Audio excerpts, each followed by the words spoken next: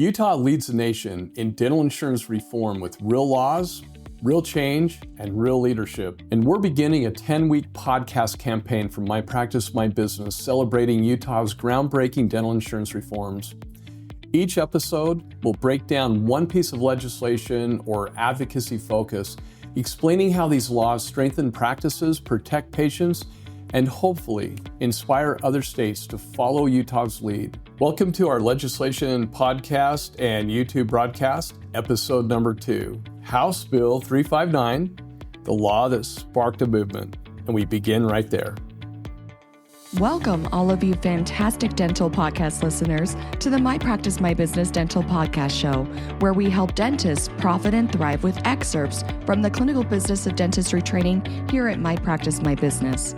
We'll be addressing and answering questions with current trends dentists and their teams face each and every day in their pursuit of this wonderful career we call dentistry. And now the host of our show, the clinical director and president at My Practice, My Business, Dr. Rob Thorup. In 2021, Utah made history. We became the first state in the nation to pass a law regulating write-offs due to bundling, and it changed everything. And that was House Bill 359, the network leasing, downcoding, and bundling protections law. It took months of research, countless meetings, and intense discussions with insurance companies who didn't want to give up control, did they? Nope. And we passed it anyway because it was the right thing to do. Let's talk about why this law even needed to exist. Bundling happens when an insurance company takes 2 or more separate procedures that you did individually and combines them into one code. And they call it streamlining, but really it's just an excuse to pay you less. Exactly. It's like charging a patient for one shoe when you sold them a pair. It's not only unethical, it's financially damaging. Offices were being forced to write off legitimate services that were part of proper ethical care. Downcoding is just as bad. When insurers decide your more advanced treatment should be reimbursed as a cheaper, less effective one, it's a direct hit to patient care. And then you add in network leasing, where one insurance company rents your contract to another insurer without your permission, and it becomes a web of confusion that no one agreed to. Patients lose trust, offices lose money, and insurers walk away even richer. So we sat down and decided this has to stop. Rob and I began drafting a bill that would protect dentists and patients from these unethical practices. And we worked with legislators who actually listened. Representative Jim Dunnigan was a huge supporter. And we brought insurers to the table. And let's just say those were definitely not easy conversations. They weren't. We pushed through resistance, misdirection, and every attempt to water it down. We even had an insurance company say, well, we don't need a law. We'll just do a handshake deal and we'll be fine. Okay. But in 2021, Utah officially passed House Bill 359. This was the first law in the country to prohibit forced write-offs due to bundling. It set national precedent. Yeah, it did. And that was a big day. We thought, finally, progress worth celebrating. Insurance reform worthy of the American Dental Association spreading from state to state. And little did we realize how fragmented the ADA was with state dental associations. And that's where the story takes a disappointing turn, because the first thing that we did was reach out to the American Dental Association to tell them about this amazing law and the benefits of the changes that we had started. We called them. We emailed them. We even sent the bill text. We sent a Pony Express. We did Morse code. We telegraphed everything. And you know what we heard? Silence. Not even a congratulations. Not a single acknowledgement to us, let alone our executive director or leadership within the Utah Dental Association. Nothing after we just passed one of the biggest insurance reforms in decades. We were honestly really stunned about this because we weren't asking for credit. We were just asking for awareness. To pass the information on to other states. Imagine how many other states could have followed back in 2021 if the ADA had simply shared the success story with their members. Instead, it was radio silence. And that's when we realized if we wanted people to know, we'd have to tell them ourselves. And that's why we really started these podcasts. And here's the good news. Other states did notice.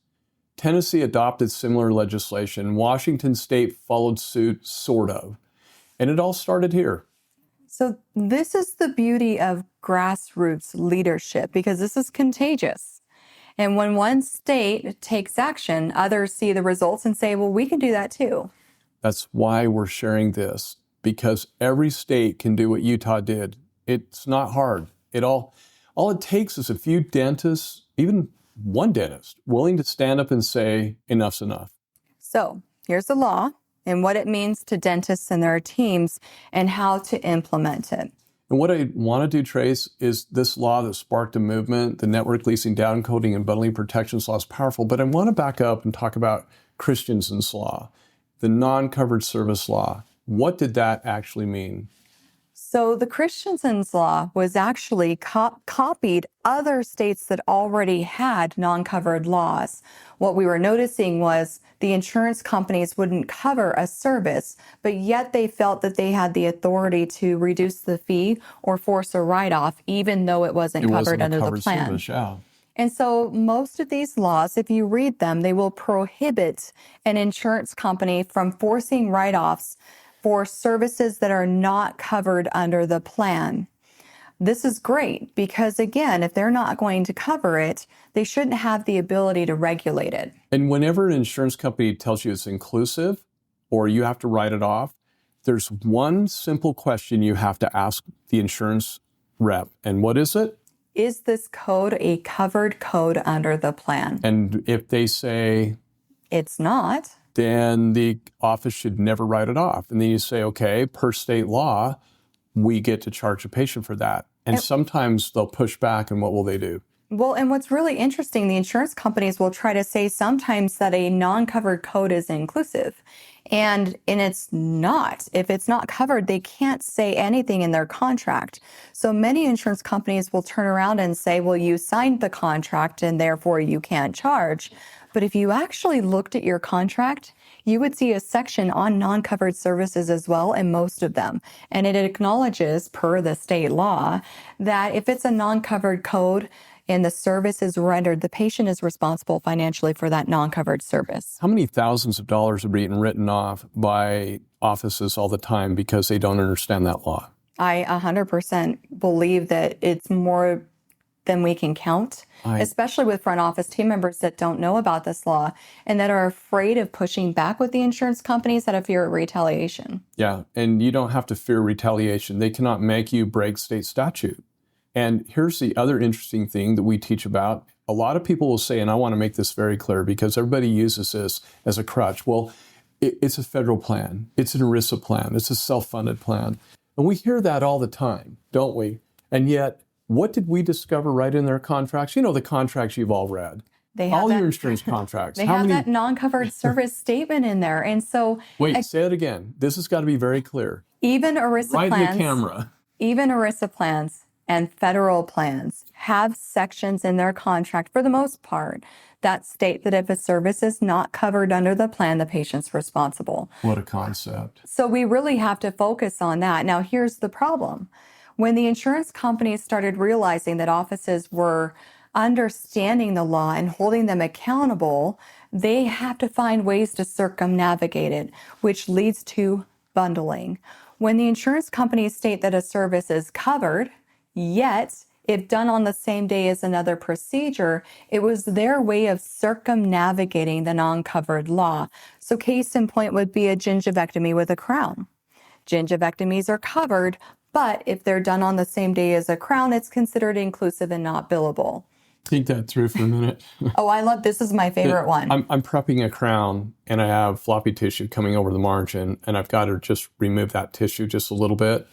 And what am I removing it with? Well, now I'm removing it with a Solea CO2 laser because it's so clean, but most dentists will remove it with a gingival curettage burr or the regular chamfer diamond. But they're removing the gum tissue, and that is considered a separate and distinct procedure not covered by the plan. So the other one that just kills me is pulp caps with restoration. Now, I'm going to back up there for a minute. A lot of consultants out there will say pulp cap everything to increase your revenue on composites.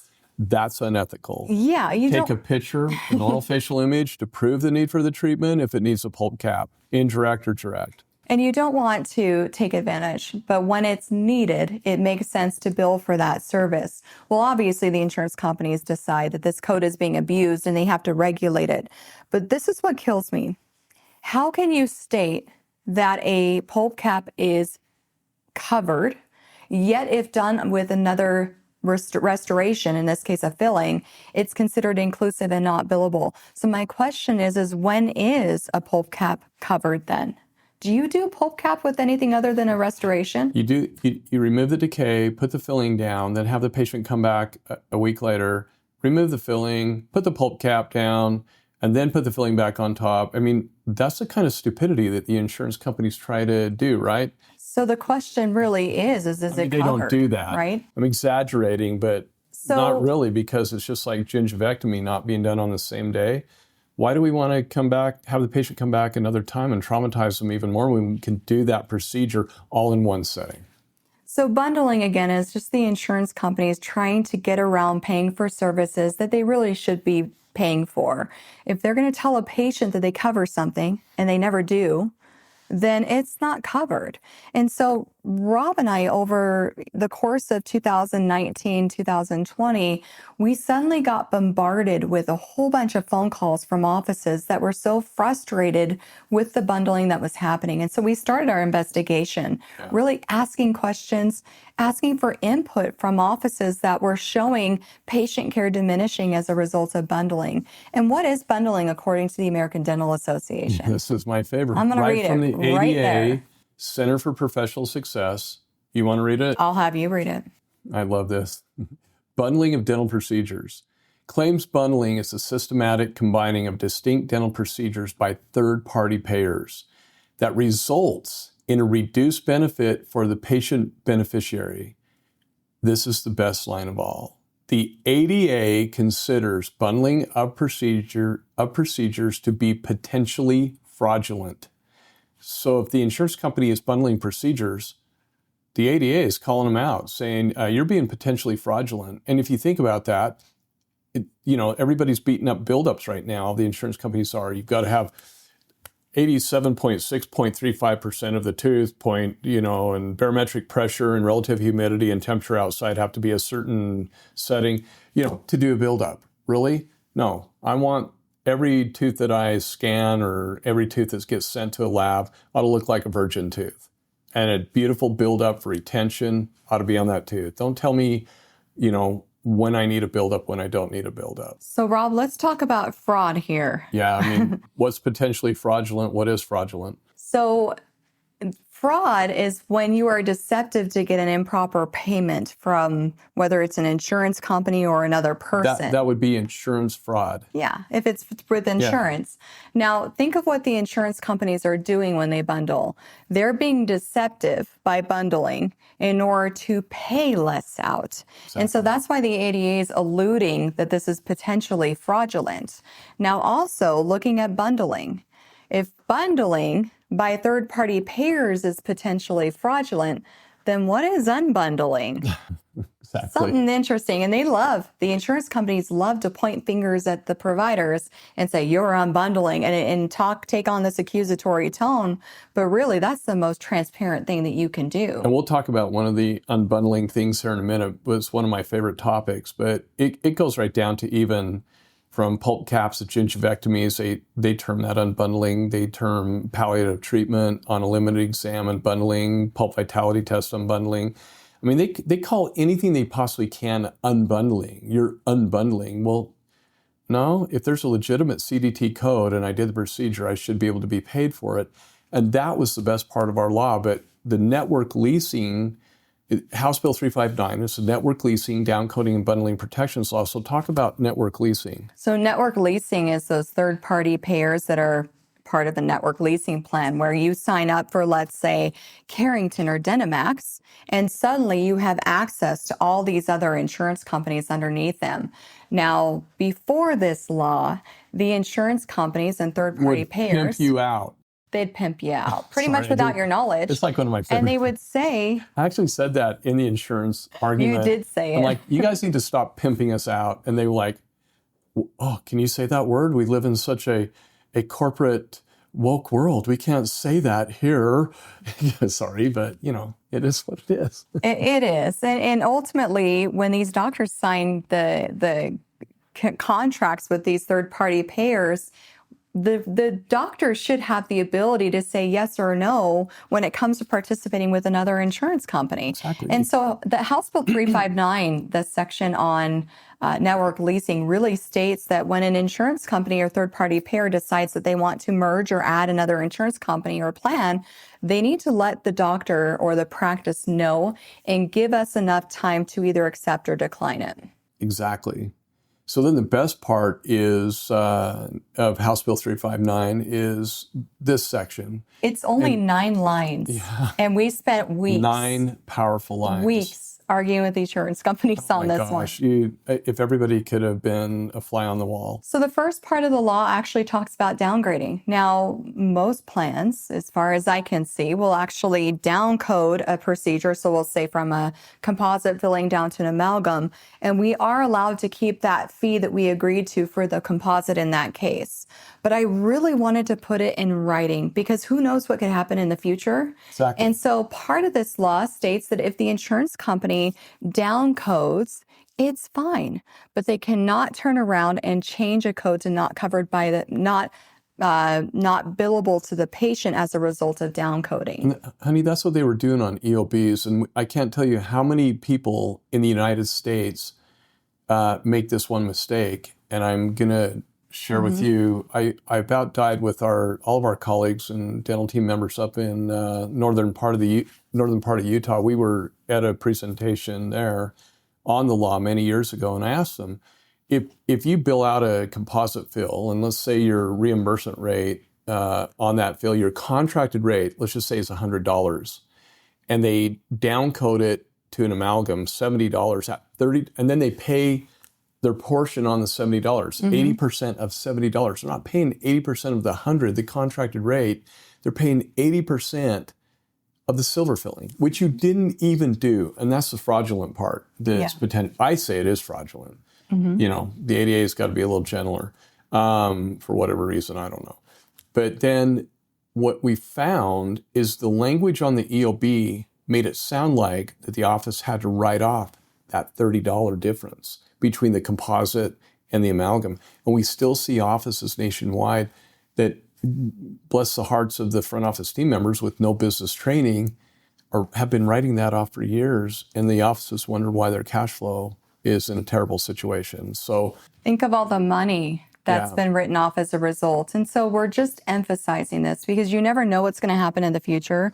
And I want Utah protected. But here's the fun part. Yeah, but I do want to read this. An insurer may not maintain a dental plan that, based on the provider's contracted fee for covered services, uses downcoding in a manner that prevents a dental provider from collecting the fee for the actual service performed from either the plan or the patient.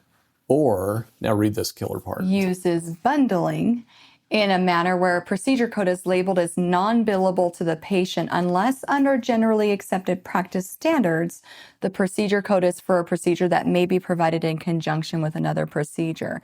Now that's a long-winded sentence, but we're going to break this down a little bit for you. Let's give the example of an emergency exam. This is a great example. Patient calls up, hot and cold sensitivity. In pain, whatever. Yeah, we're in pain. I need to come in yesterday. Now, the American Dental Association, it defines a limited exam as is in that little section in there. It states that it may require the use of additional diagnostic procedures, report them separately. So let's say the patient comes in, and let's really think about what really happens in the back.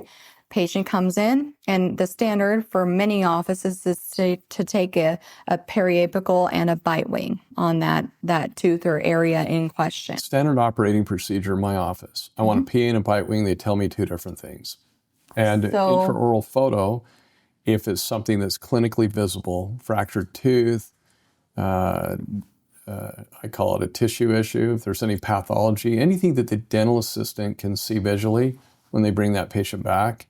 I love pictures taken before I get in there. Now, what else might you do or have in order to figure out what's going on with that patient? So when I go in there, I do the examination, that limited exam, the 140 code, the x-ray, the intraoral photo, I'm looking at it. And of course, the patient's like, trying to point out what tooth it is. So what do I have to do? I have to do, bite stick. I have a bite test, percussion. I'll blow cold air on it.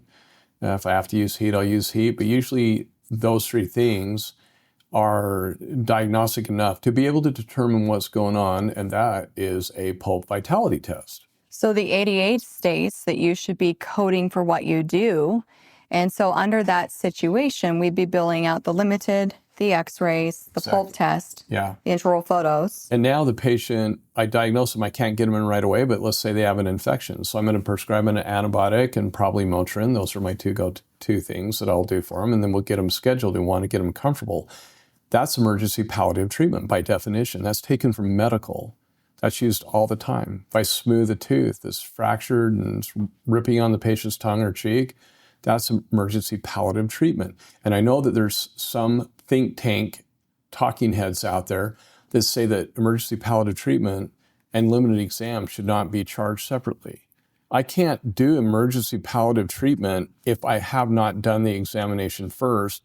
And any four-name law firm will rip you a new one if you go before them and you did emergency palliative treatment and you didn't code an exam. That's medical malpractice. I'm not an attorney. I'm just saying that that's what I've been told. I like to use the example of a patient going back into the operatory and Rob doesn't even look at the patient. I don't even see him. And then I walk into his office and say, hey, there's a patient in 3. I need you to write an antibiotic for him. Let's just do amoxicillin 500 milligrams 3 times a day. Don't look at the patient. Now, that's literally how I'm taking this because it's palliative treatment without an exam. And so that's where my brain is just blown thinking about all the people that would bill something like that out. And their argument is, well, we don't want to take an x-ray or an exam frequency away from the poor patient. So they're treating to insurance plan limitations instead of doing what's right, what's medically, legally correct to do. Unbelievable. So then I look at the additional diagnostic procedures, and it's exactly that.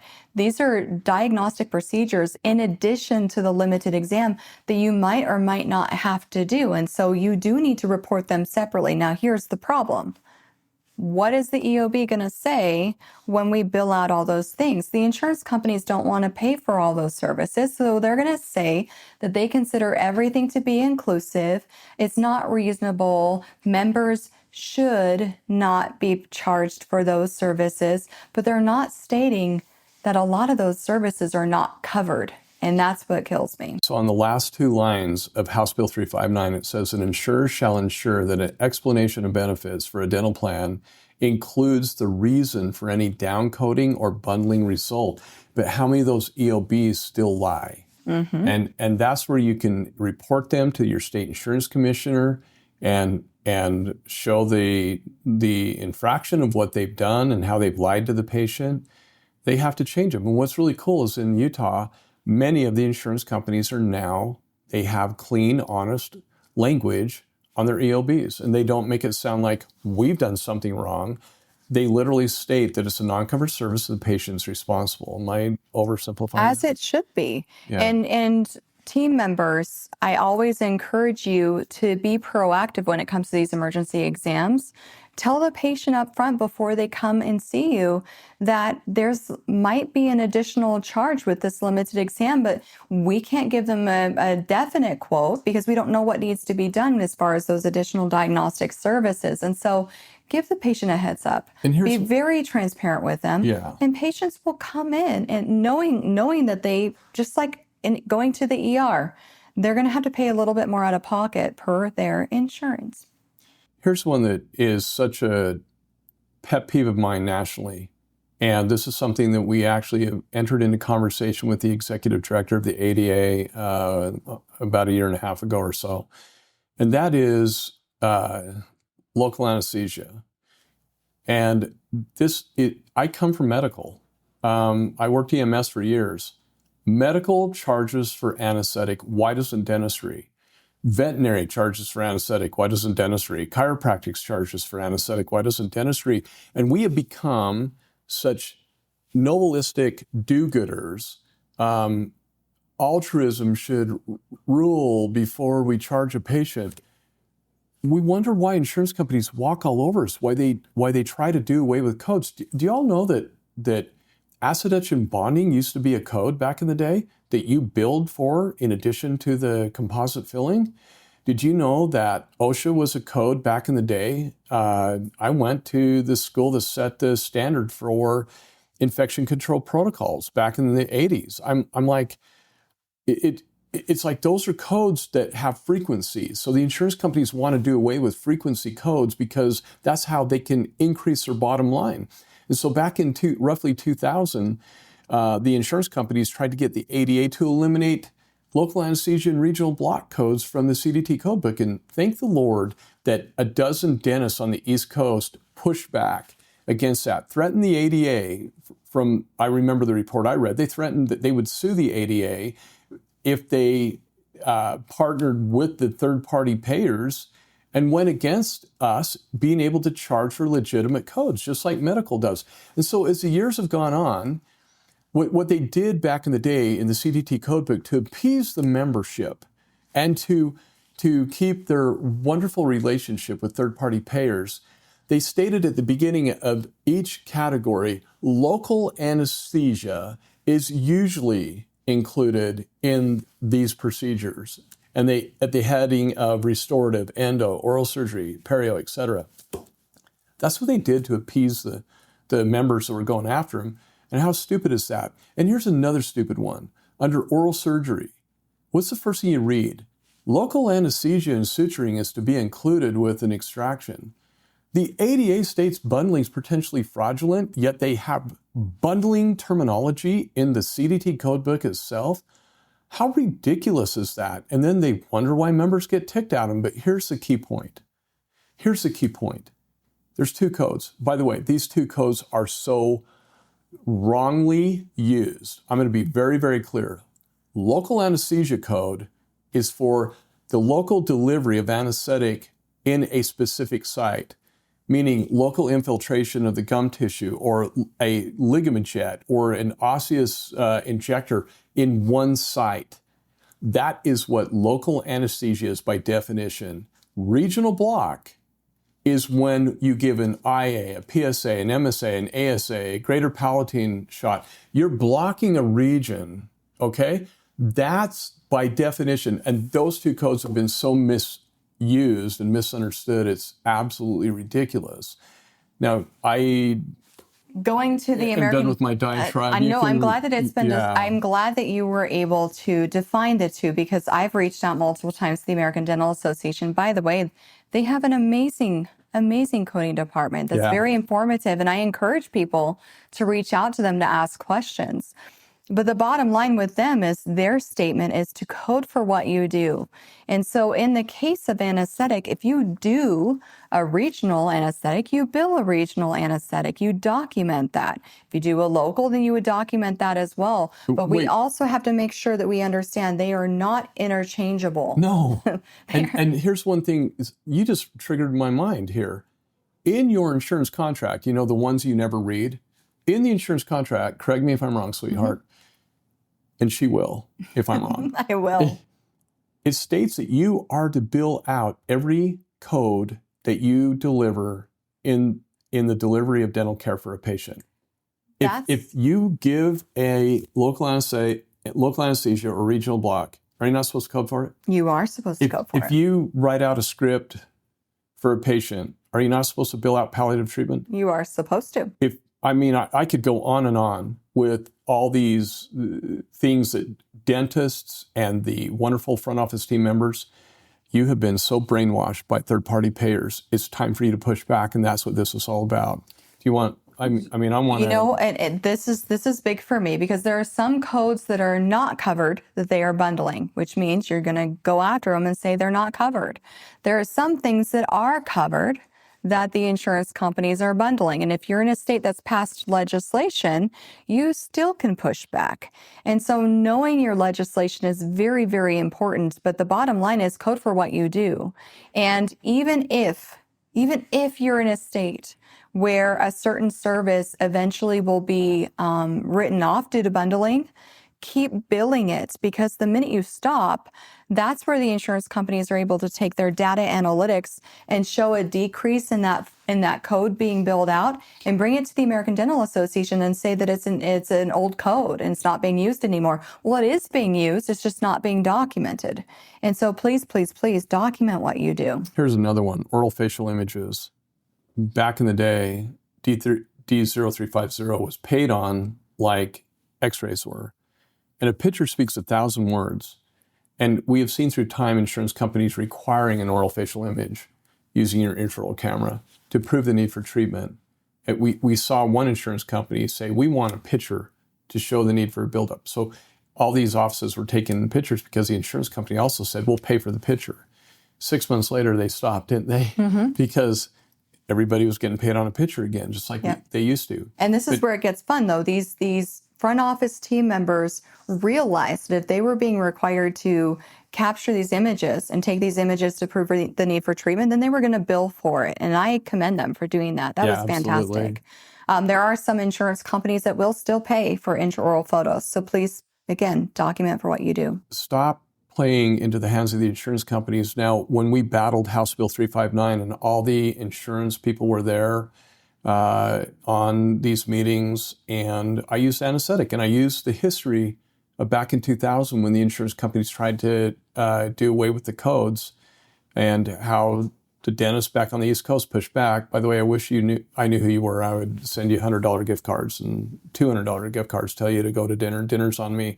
Thank you. Thank you for people who have integrity and ethics in our profession. So one of the things that we break down is direct operating cost per hour. And some of you out there, this gets under my skin because professors at the universities and even ADA and state leadership will say, but Tracy, it doesn't cost hardly anything. It's just a carpal. It's a needle. And it's like unbelievable that that's how you would look at it. That tells me a couple things. Have you ever run a business? Have you ever cut payroll? Have you ever been a solo practitioner? Have you done anything where you've run a company? Because allow me to help you understand this. It's not just the needle, the cartridge. It's the sterilization. It's the assistant's time to break it down. It is the time engaged to deliver it. And what I was able to prove to the insurance companies is it costs a dentist on average in the Wasatch states $36 to $37 to deliver one carpal anesthetic. One carpal. Mm-hmm. Well, here's the killer. It's only $53 and change to do a buildup. There's only a $16 difference. So I'm going to ask you this question. If you're going to give away anesthetic, it's only $16 more to do buildup. So why don't you just play into the hands of the third-party payers and do your buildups for free? Allow them to bundle that too while you're at it. No, in the state of Utah, you can charge for local anesthesia. In the state of Utah, you can charge for regional block, just like medical does, veterinary does, and chiropractics do. So maybe these are the types of laws that we pass, but it doesn't just stop with anesthetic. As Tracy has pointed out, it's many, many other codes that they try to bundle and force us to write things off with. So we mentioned suturing. Now, before we go forward with this information, I want you to stop and really think about this. Yes, there are going to be times where the patient has to pay more money out of pocket because insurance doesn't cover something, or because the insurance company stated that they would cover something, but they bundled. Now, the goal ultimately is for that patient to go to their HR or go to the insurance company and talk to them about what it's going to take for an insurance company to actually pay for those services. And yes, in our state, because of how we've worded our laws and how we've empowered our patients and the doctors and the team members, we are starting to watch as these codes that used to never be covered are suddenly being paid by third-party payers. What a concept. So this works. Now, some of the things that you can do if you have a bundling law in your state, and that includes you, Tennessee, and yes, Washington, you can take multiple x-rays. you can do 4 quads of SRP in one day. And get paid on it. And get paid on it. That's such a pet peeve of mine. Have you ever told the bacteria on the quad you didn't do to stay on their side and not meander over to the quad that you did 2 quads of SRP? The insurance companies do that because over 70 to 80% of patients will not return for the other 2 quads. Is that doing the patient a service? Are we eliminating the infection? And we're going to talk about the malpractice implications with that during our next hygiene meeting that we're going to have in our next roundtable. How about crown lengthening with crown preps? I think we talked about gingivectomies with crown preps as well. Non-coated technology, pulp caps with fillings. This is where, again, if you're coding for what you do, you deserve to be paid fairly for those services that you provide. Now, some of the things you don't want to do, because there are, unfortunately, people out there that might try to abuse the law. So let me be very clear. Irrigation on endo. That was one of the arguments that we had with the insurance companies. And I had to acknowledge that, yeah, that's something that should happen with endo. So it makes sense that that would be considered inclusive. But we did differentiate, though. We're talking about, standard irrigation with a syringe versus gentle wave. That is a very expensive laser, very expensive technique, and endodontists can charge for that. They just have to know how. But pulp capping on every filling. Knock that crap off. Or 20 x-rays just because you can. You increase, yeah. These are any overdiagnosis. These are things that definitely you want to avoid. And guess what? There is still oversight. In the state of Utah, we have the Department of Occupational and Professional Licensing. And yes, if a doctor is doing something they shouldn't be doing, that doctor needs to have a discussion with the proper licensing department. Now, the other thing I wanted to talk about is the section of the law that states generally accepted practice standards. Now, because of the argument that the insurance companies had of irrigation on endo, we did have to put that section in there, that the insurance companies cannot use bundling to force write-offs unless under generally accepted practice standards, those services should be combined. But the question is, who determines those standards? The insurance companies do. That's what At least that's what they tried to do. The association doesn't have the standards. The American Dental Association doesn't have those standards. The state associations don't have those standards. So in an effort to make sure that those standards stayed in the dental field, we took the incentive to create an independent survey of over 600 dentists to date that will define what those generally accepted practice standards are. And it talks about like gingivectomies. Should they be bundled or separate? Anesthetic. Should it be bundled or separate? X-rays. Pulp caps. This survey is very, very powerful. And those of you who are watching this on YouTube, you are now seeing the QR code to take the survey. We want you to take the time to just take that survey. But, I'm not going to tell you how to answer the questions. Answer according to your generally accepted practice. Generally accepted practice standards. Should procedures be bundled or should they be separate? Let's try to do what medical does, can we? So we take this survey and we actually give it to the insurance commissioners that actually want it. In our state, every 100 responses that we get, we forward it to the insurance commissioner for their review. And that's going to hopefully help them when it comes to determining those standards if they arise during an insurance complaint. It's amazing to me how all the questions have been asked. We see the percentages. We don't see who answered the question. No. That's not allowed. But I have been absolutely surprised that there's still roughly 25% of you out there that think anesthetic should be bundled. Now, we did have a big portion of people come back at us and say, we misunderstood that question. They thought it was currently what is happening. What is happening, with anesthetic. Not what should be happening. So make sure when you take the survey, it's what should happen, not what is happening. Read the instructions. You know how we dentists are. We tend not to read instructions. We just jump right into solving the problem. So anyway. Why is this law important? I think you know. The insurance companies have circumnavigated your state's non-covered law. That's roughly 46 states right now that have those. Well, they've circumnavigated it in a way that they put pressure on the dental office to write stuff off because the dental office will not push back. and say, look, if you try to cause me to break state statute, I'm reporting you to the state insurance commissioner, and that will go to the attorney general. And we're so afraid to do that because of fear of retaliation. So having House Bill 359 backs up the non-covered service law. Am I fair to say that? Yeah, I feel that the non-covered services are protected with the non-covered service law, and the bundling law protects the services that the insurance companies lie about and say that they cover, when in fact they don't. And so again, I love the fact that we have two really strong laws to help protect us when it comes to bundling or lowering the fees in general. So here's our challenge to you. If you're in another state and you're tired of insurance companies controlling care, I want you to reach out. Talk to your local dental association and get your colleagues involved. And you can copy our law, copy House Bill 359, just like Tennessee did, word for word. Thank you, Tennessee, again. And you can use the same language. You can do exactly what we did. And we're here to help you. You just have to reach out and ask us. We don't charge you for that. Let me say that one more time. We do not charge you to help you out. That we just should be doing that for each other. That's not something we charge for business training. We don't charge for helping with state statutes, state laws. Because when we talk about reform, it doesn't happen from the top down. It happens when everyday dentists decide that they've had enough. Yeah.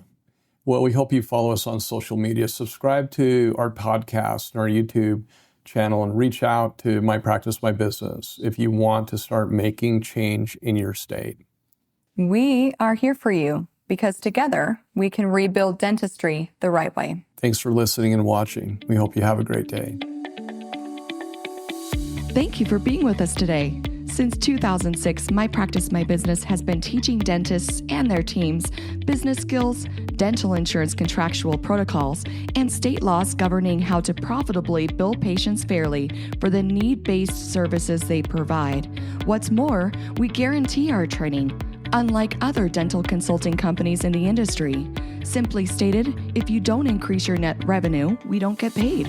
We call it dental consulting the way it should be.